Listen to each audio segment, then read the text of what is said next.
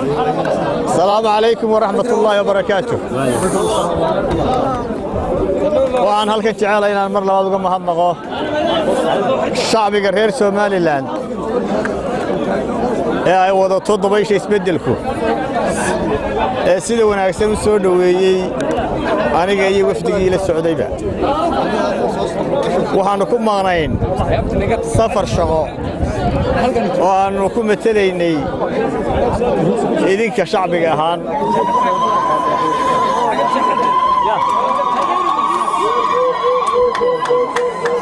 وحن مرتقات كهل مركي هوري دالك إنجليزكا محد عانا ولا يغان ولا يلا تشاتم هاوس halkaasoo siyaasadda lagu gorfeeyo safarkaas oo soo hooyay guud ahaan Soomaaliland magac wanaagsan waxa noo suurta gashay inaanu soo marro safarka iyaga wadamo badan oo ka mid ah wadanka Ingiriiska xarunta EU-da Belgium Brussels dalka Jarmalka dalka Austria dalka Sweden dalka Norway iyo dalka Finland arinta ugu muhiimsan ee dalka u marayna waxay ahayd arinta dhibta badan ee xanuunka badan ee Soomaaliland ka jirta ee abaarta ee macluusha ee xanuunka gurmadkeeda maanta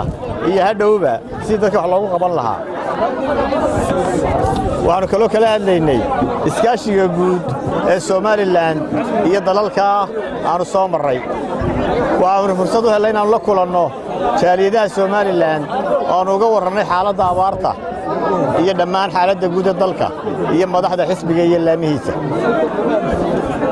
waxaan ilaahay ka baryayaa oo ilaahay inooga baryayaa inuu abaarta inaga saaro inuu madar khayr qabayna siiyo in xanuunka ka dhashay abaarta ilaahay inaga bogsiiyo amiin amiin amiin waxaanu faraynaa xukuumadda Soomaaliland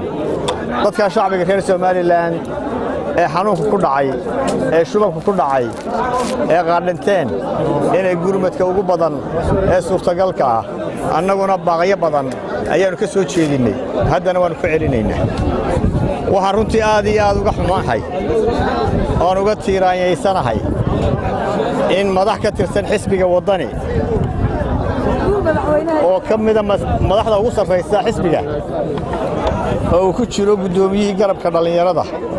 iyo xogayihii isboortiga la xidhay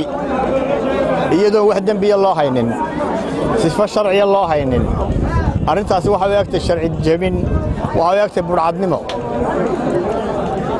waa ka xumahay xaaladda ay ku sugan yihiin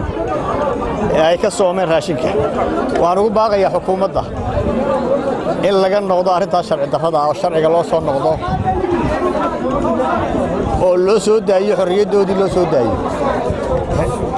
kama raalli noqon karno mana aqbali karno in maalin walba saraakiil ka socon xisbiga la xidho arrintaasi adag baan uga soo horjeednaa mana aqbali doono insha Allah tacaala waxaanu kaloo soo jeedinaynaa xukuumadda inay caburinta ka dayso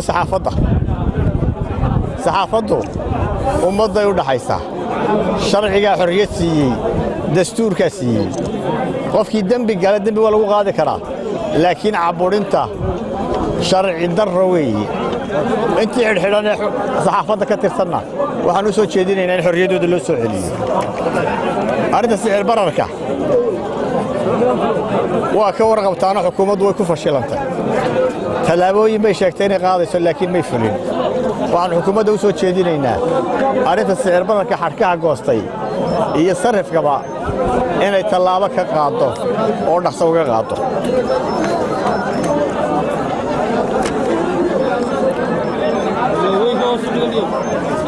waxaan baaq u soo jeedinayaa dhammaan beelaha shacbiga reer Soomaaliland ee degan gobolka Sool iyo ceelaf weyn ee shaqaaqadu dhex martay waxaan ugu baaqayaa in ay baaq nabadeed baan soo jeedinayaa in arrinta nabad lagu soo dabaalo maanta colaad iyo abaar ma wada qaadi karno labadaba ilaahay haynaga baajiyo waxaan ugu baaqayaa in nabadda loo soo noqdo oo caqligu shaqeeyo oo dadka walaalahay wixii dhex yaalla si wanaagsan looga xaalaan u soo jeedinaya arrinta doorashadu waa ka warqabtaan waxay ahayd in 2015 dhacdo 22 bilood baa la kordhiyey iyadoo wax cudurdaara loo haynin beesha caalamku arrintaa hadda uga xumaatay kulmiye waxay yidhahdeen berigaa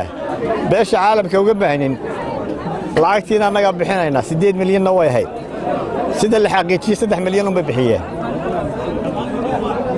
waxaan xukuumadda u soo jeedinaynaa si ay u qabsoonto doorashadu diiwaangelintu u dhammaystirmo kaararka loo qaybiyo in lacagtii la bixiyo